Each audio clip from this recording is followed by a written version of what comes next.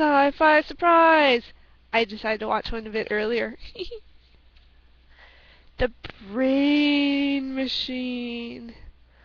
And that drawing is my attempt at showing sort of like a old school computer terminal. Wow. Okay, so the Brain Machine's from 1977, and it is science fiction. Yes, tick box. And I loved it. I loved it. I'm not saying it's a good movie per se, but for me, there's something about this movies from the 70s that I just adore. I recognize, like, I feel like I understand that world. I recognize the cars, I recognize the clothes, I recognize the styles. One of the ladies' hair was like crazy. Like, it was so big. It looked short, but it was just, I don't know how she did it. It's like this crazy beehive thing going on. But there's so much.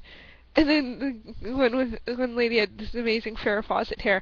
I just love the styling of the 70s. There's something kind of oddly comforting about how outrageous it is, but you can feel that nobody seems to really notice because it's just of their time. Anyway, so there's that. And it was science fiction, so that was awesome. The weird thing though is it's not set in the future, it's set in the present. It's got a whole conspiracy vibe going on. There's a fair amount of suspense. And a lot, and therefore, obviously, a lot of tension with this whole conspiracy thing. It's about experimenting, on people, and sort of the search for the truth, And there was really interesting sort of ideas and elements of it that got me really engaged. And there's the mysterious element of it too, of the sort of like testing and what are they testing, and who are these people, and what's going on, and there's always enough to, like, you don't feel it's not understandable or anything like that, but it's really good at creating that awesome suspense that you just kind of want to know more, and you just kind of like, oh, what's that, and what does this mean, and so you can sort of like figure it out along the way in your head and stuff like that. So that was a lot of fun, and it's totally the kind of movie that I probably would have seen like on TV when I was a kid and be completely petrified by it, because of the ideas. There actually is a fair amount of stuff that actually really is scary in it beyond sort of the concept level, but in terms of experimentation. And I think, it was supposed to be, an environmental study. So I think the sort of that human dynamics and personalities and what people are like when they're being tested, who are the people that, submit to testing, and why would they do that? And so there's lots of really interesting elements behind that. In that sense, it kind of reminded me of films like The Andromeda Strain, and also Sphere, sort of that you get a group of people together and put them together, and what happens? Like, and how much do you influence that, and how much do they influence you? And so there's really a lot of interesting sort of psychological elements to those kinds of things. And I thought there was a little disturbing stuff, in terms of some gender things.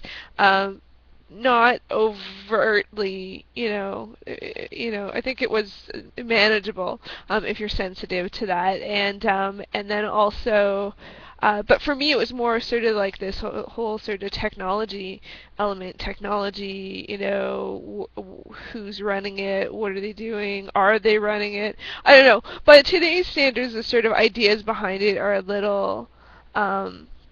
I don't know. I think with the tech, we're like, you couldn't do that. I don't know. Could you? I don't know. You got to go with it for the movie to work. And for me, I could just do that. You just sort of go with it. Some of it, I felt like might have been a little clunky in terms of sort of understanding what was going on in terms of the language, because it's very scientific. Maybe that's just me. Like scientific psychological terms, and I was like, ooh, I'm not quite sure what that means. You get it by watching, retrospectively. Now you understand that word because you see the effect of that, cause, kind of thing. In terms of the version that's in the Sci-Fi Surprize series, I would say the visuals, there is definitely some weird stuff going on. Sometimes it feels like there's a different, different. It's weird. It's not even like a whole scene, but different parts of one scene are like different, like seen through different filters. Like all of a sudden, this looks like a really washed out yellowish, thing, and then this one feels a little red, and this one feels a little blue, and stuff like that.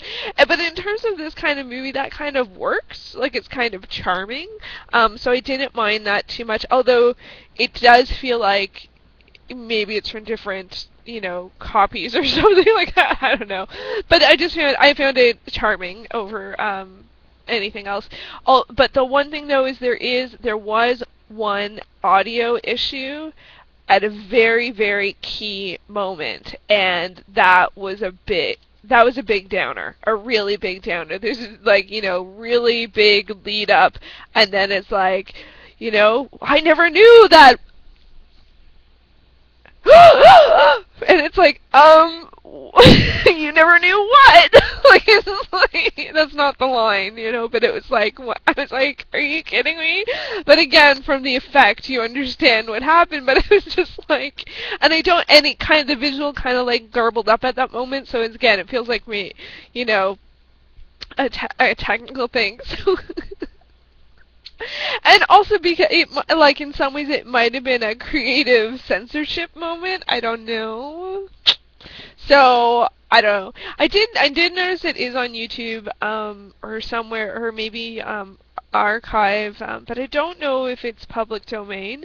So I might see if I can just fast forward to that moment and see what the line is, because I kind of want to know, even though you understand it, but yeah, I kind of would want to know. So, and the only other thing that was absolutely hilarious about it was I don't know why.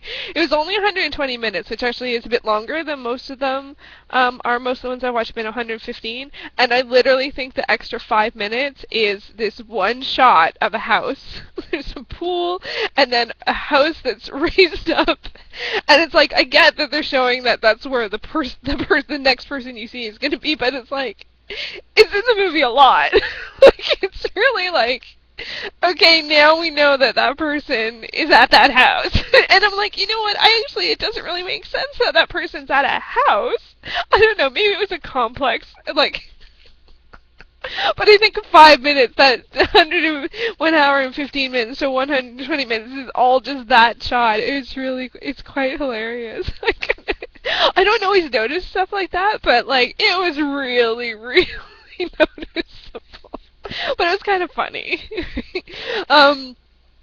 But overall, I would actually say out of the movies that I've seen, this is actually one of the best movies in terms of the story, the idea, the plot, the acting. It's all good. There's nothing, if you think 70s movies are cheesy and you don't like them, then give it a pass. But if you like that, if you like the nostalgia of that, if you like the ideas, that's one of the things I like about the 70s. A lot of it's about crazy ideas, and I love that. So if you like that element, go for it. I was thrilled that it was a science fiction film. I actually thought it was pretty scary in a lot of ways, and in a classic 70s fashion, it has that sort of deep-rooted moral dilemma.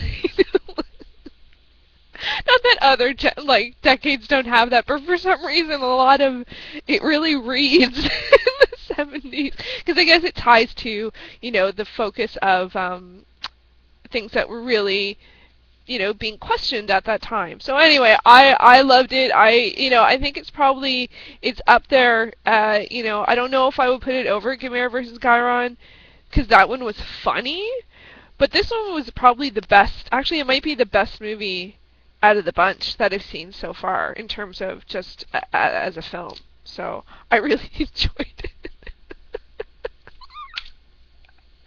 Oh my god, this thing is just driving. I don't know why I wouldn't have thought that I'd like the ones from the 70s. I love 70s movies. Now I want to watch the Andromeda Strain. Alright, so it's time to pick the next one. Let's see. Oh, crap. That's too many. Okay. They have to go back in. Okay.